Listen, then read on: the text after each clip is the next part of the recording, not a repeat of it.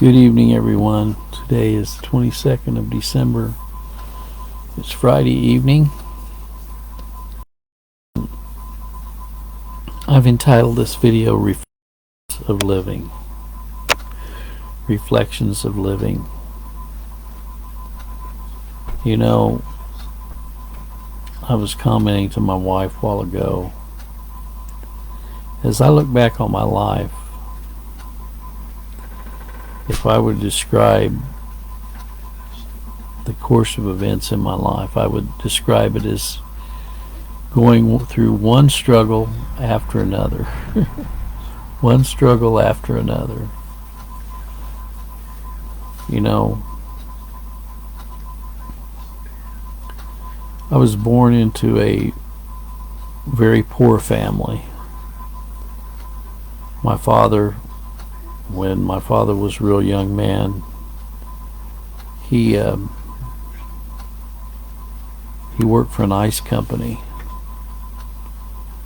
and he was chopping ice one day, and the pick or the axe that he was chopping the ice with slipped, and he hit his big toe, and just about chopped off his big toe. He was a hard worker his whole life, and then he became a common laborer working for a plumbing company, and then he finally got his plumber's license,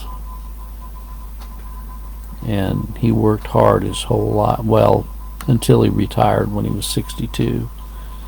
But up until 62 he worked really hard, and he had a lot of struggles of his own. You know, he lost 2 children, and then I was just thinking last night, some of the very earliest memories I have as a child was when I was 4 years old.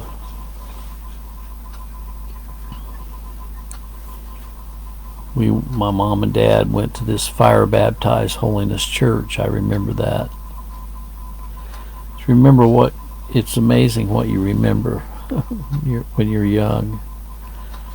I remember they had a restroom, and they had rock salt in the restroom for putting out on the sidewalks of the church, keep people from falling. And I used to go back there in that restroom and eat that rock salt when I was 4 years old. I remember that. But anyway, I also remember we visited some people down the street from the church, and he had a box of Ho-Ho crackers, and I thought that was the greatest thing since sliced butter. Growing up, my dad moved to Gravette, Arkansas, thinking he was going to run a plumbing business, and just about starved to death. We had to move back to Kansas City because he couldn't make it. That was a big hurdle in my life, because I went through this school from first grade through third grade, and then I was zapped into a public school at fourth grade. What a difference. And then finally in fifth grade he put me back in a Christian school, so-called Christian school, and I attended that Christian school from fifth grade all the way through high school there in Overland Park, Kansas. And I've done a lot of things in my life. I worked my way from sophomore through, I guess it was actually junior through senior in high school at an insurance company in janitorial work. And then after that I came out and went to work for my uncle in plumbing for a while, and then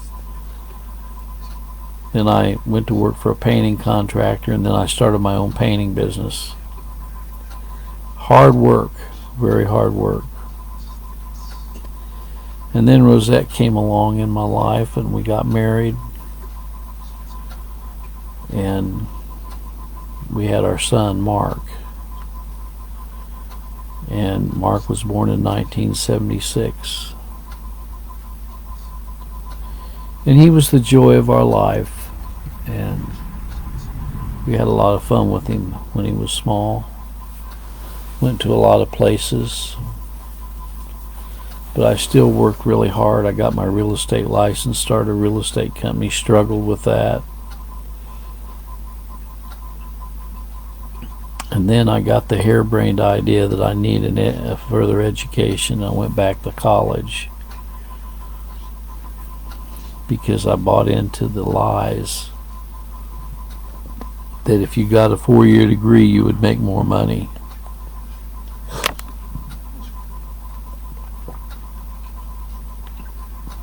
That was the biggest lie I ever bought into.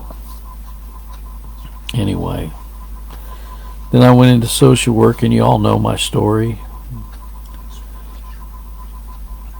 Here I was, Mr. Goody Two-Shoes. I thought I was going to help people, and I ended up getting fired. My wife entered a nursing program, and they kicked her out of the nursing program because she wouldn't go along with the values of the system. So she was kicked out of her career, and I was kicked out of mine. And so we struggled. I took any job I could find to try to put food on the table and keep the bills paid.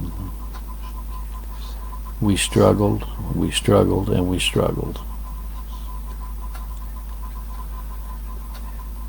And then I invested in a small mobile home park, and I worked on that for 5 years, going through all those properties, doing the plumbing, the electrical, the roofing, repairing them as they needed, and all of that. It was a lot of work. You might say, why are you sharing all this tonight? Well, like I said, I think life for me has been tough. It's been a struggle all the way through.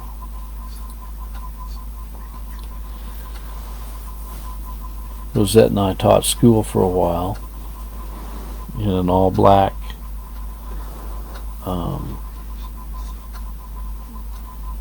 school, mission school. And one night we came home from school. My son was working at a Burger King, and you know the story. I don't know how he got home with his car that night, but when we got home, he was in the backyard, and he was totally out of it. Totally out of it. And I thought somebody had drugged him or something, and we found out he had a brain degenerative disease. His brain was kicking out massive amounts of dopamine, and that was a heartache of heartaches of our life, and also a heartache for Mark too to go through. And he's now 47 years old, and he's still living with us. I'll be 70 on next Wednesday. 70 years old, and Mark's still living with us. And he still has some very bad days. He had a bad day today. He had a very bad day today. And so we ask ourselves the question, why do we have to go through these heartaches? Why does God allow all of these things to be upon us? And then we've had other struggles, I had never been taught anything about the sovereignty of God. I always thought man determined his own destiny, but now I found out that over and over and over again that I couldn't determine my own destiny. I certainly couldn't determine the destiny of me and my son, what happened to my son. And so I started studying regarding the sovereignty of God, and I had no problem embracing it because it seemed so much into the reality of my own life. All these struggles I'd been through, nothing like what I had planned. Nothing like what I had anticipated the life I would have. All the struggles I went through. Just think about all the war-torn countries in the world, the people that have had to struggle their whole lives just to have food and water. You know, all of the wars that these third world countries have been in, and just striving to survive. So we ask ourselves the question, why do people have to go through all this pain and suffering and heartache? When I started embracing the sovereignty of God, my relatives couldn't handle it because they were still touting the free will of man. And my mother died. The last time I went and visited my mother, she didn't even want to talk to me. She didn't want to have anything to do with me because my belief system flew in the face of what she believed. Well, you know, a lot of things happened as a result of my studies, and so I wrote this book, The Lies of Free Will. If you're interested in getting a copy, you can go to walmart.com and put in The Lies of Free Will and order you a copy. Or I'll send you a copy. If you send me an email, I'll send you a PDF file. But in that book, I outline the history of these lies of free will. You know, and I tell people, if you want to see how much free will is a lie, just try living with a disabled child for a while. You'll find out how much free will you've got.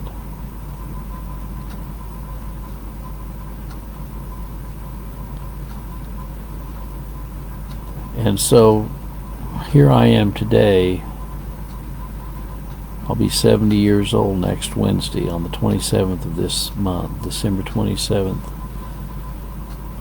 2023, I'll be 70 years old, and I look back on my life and I realize it's nothing like I thought it would be. Nothing. And I'm not ungrateful. I'm not ungrateful of the blessings that God has given us. I'm not ungrateful of the, you know, I'm glad that we have a roof over our head. I'm glad that we have a warm place to sleep. I'm glad that we have able to pay our bills and stuff like that, but I can tell you it's not been easy. It's been a struggle. And I have a feeling the older I get, the more it's going to be a struggle. This country, the way it's going. You say, well, why are you down in the doldrums? No, I'm living in reality, folks.